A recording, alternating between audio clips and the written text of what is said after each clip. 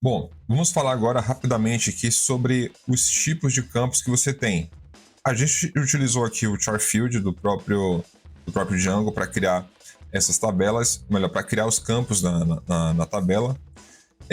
O Django ele te dá, deixa eu botar aqui o celular, o Django ele te dá por definição vários tipos diferentes de colunas que você pode utilizar, vários tipos diferentes de campos que você pode utilizar para modelar as suas classes.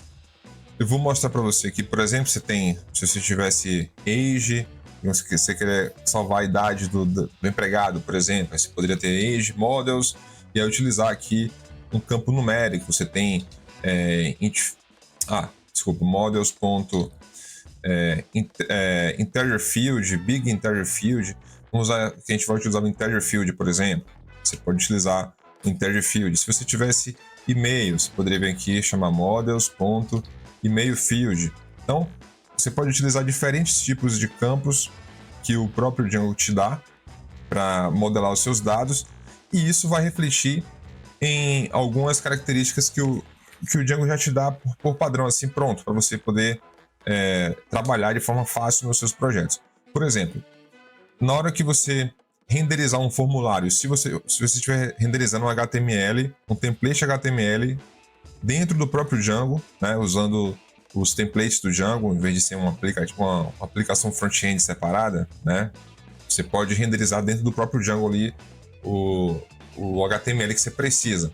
Então, na hora que ele vê o campo age sendo um campo do tipo integer, ele sabe que aquele campo, aquele input, tem que ser um input do tipo numérico. Se você estiver utilizando o e-mail, como é o caso aqui embaixo, e você utilizar o Django, os templates do Django para renderizar ali um widget, né, um componente na tela de input do usuário, ele sabe que aquele input é do tipo e-mail, então ele já coloca já renderiza o HTML com lá o type e-mail para o usuário. Na hora que ele inserir os dados já são validados, né, no próprio HTML ali, no próprio front-end do usuário, e também ele valida na hora que você envia os dados para o servidor. Então, se você utilizar esses campos aqui prontos do próprio Django, você tem essas vantagens de validar os campos nos widgets HTML e também criar os campos, já mostrar, renderizar os campos corretamente para o usuário. Então, tudo isso você ganha em utilizar os campos que os tipos de campos, né, que o próprio Django te dá. Tem uma série de campos diferentes aqui,